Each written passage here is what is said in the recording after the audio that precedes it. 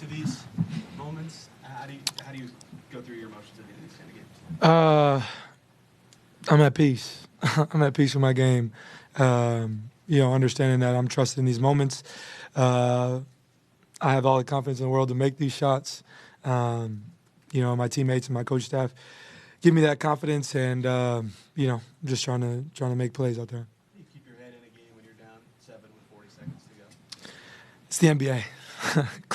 Crazier things have happened.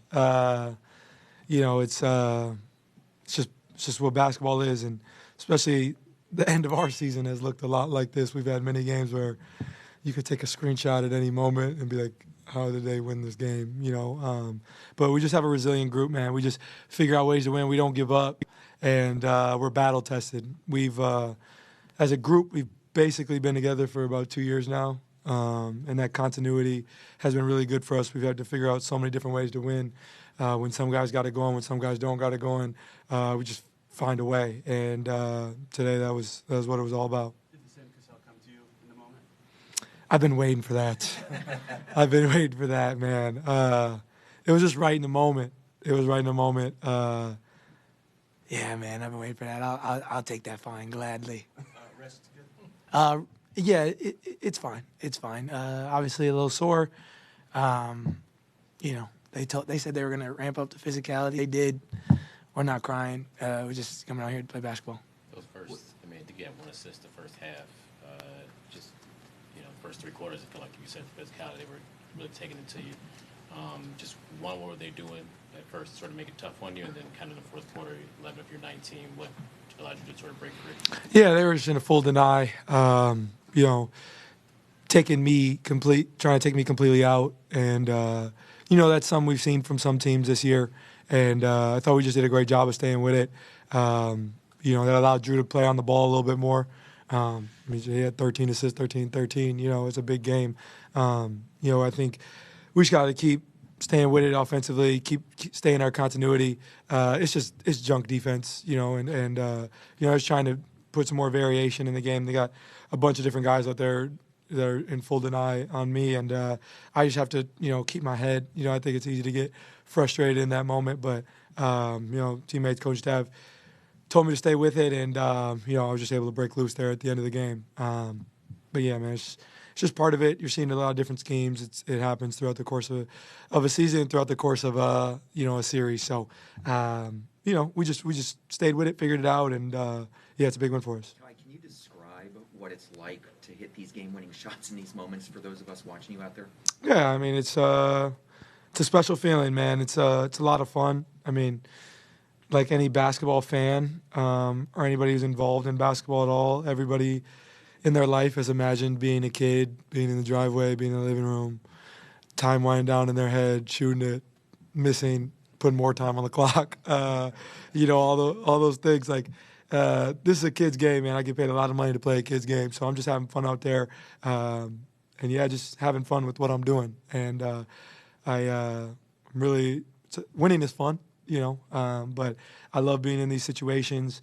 Somehow, some way, we find our way in these situations a lot, and we just got to find ways to win. And I thought we did a great job. We wear the wear down effect, for 4 quarters, for 48 minutes, allowed us to stay with it and get a big win in the end. Just speaking of the last shot, just take us through the last play. Obviously, you missed the free throw. What's your read on that coming off of it? How'd you manage to get a hold of it? Just what are you thinking at that point when the clock's winding down? You got to decide what direction you're trying to go with that. Yeah, I was pissed. I missed the layup. I lost the ball. If I would have held on the ball, it would have been and 1, and we would have tied the game. But it's just funny how it works out sometimes. Ball came off. I jumped to grab it, and I was gonna shoot the floater right there. I kind of was looking around, but I just wanted to get out to the top. And then I just saw me and Ty Jerome at the top of the key. I had space and just trying to make a play. I felt comfortable there and, just knocked it down. But, I think there were so many plays that led up to that moment that were so big. I mean, AA, Superman flew in, Michael Jordan from the top of the key with the tip dunk. Should have been and 1. I thought Miles made some big post steals. Drew got a big steal there at the end. Pascal had a big layup. There was so many different plays. I thought Ben Mathurin, the last 2 games, has made plays that won't be spoken about enough. You know, when they went on their run last game in the third quarter, he made a big corner three for us. Thought he was really big there in the fourth, you know, getting some tip-ins and different things like that.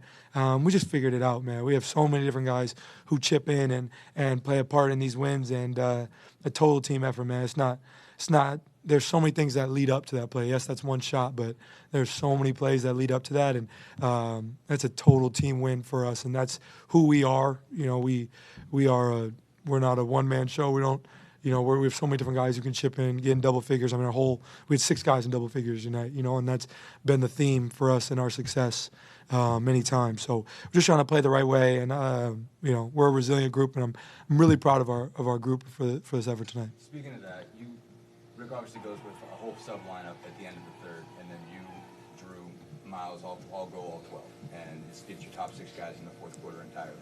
First off, did you know that was coming? Basically, did you know he was making the first move to make the second, and how big was that those guys hung in there in that stretch? I think there were maybe a couple were -3 at worst, and then set you guys up that you got a whole quarter to go. Yeah, no, I had no idea. I had no idea what was going on. Yeah, we have faith in coach's rotations, trusting, you know, what he sees out there, and understand, you know, when we fouled and we subbed in for offense for the last 5 seconds, got the 3, so I knew he would leave me on the floor after that. And we're just trying to make plays, man, trying to figure it out. You know, we weared on them for 48 minutes. At the end of it, you know, they came out, pressed us full court. You know, they played more our style.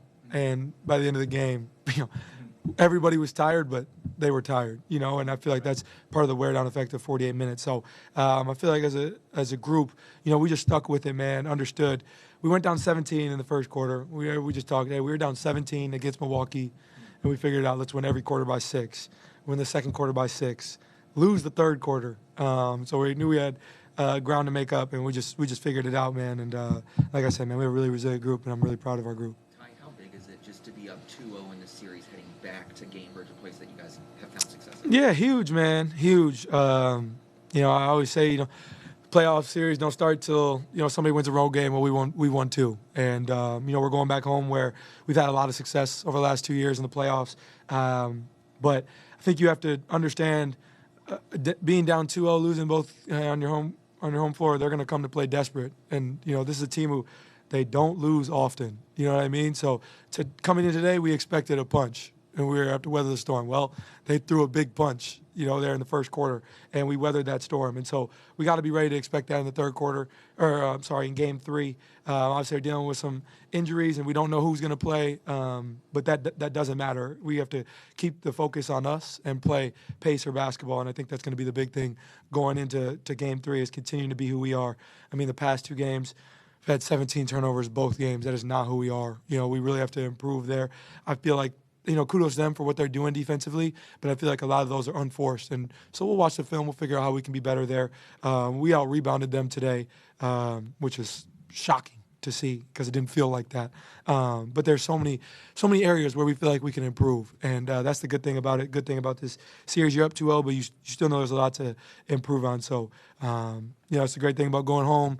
We're going to get 2 days. You know, everybody take care of their body, get to sleep in their own bed a little bit, and play at home in front of the greatest fans in the NBA. So it's going to be a lot of fun. Tyrese, do you feel like you feed off of that overrated chance that the Cavs fan base was giving you? Yeah, I mean, sure. Yeah, that one was unexpected. I didn't know we had beef, but yeah, I guess that. I mean, good for them, man. That came out of nowhere, but it's just I think now that label's there, they're all. That's what it's going to be every time we play somebody. Every time on the road, he'll probably follow me until the next poll comes out, and then we'll see if I'm number 1 again. But you know, for me, I just control what I can, man. Yeah, I mean, overrate that. Thanks, Ty. Appreciate it, guys.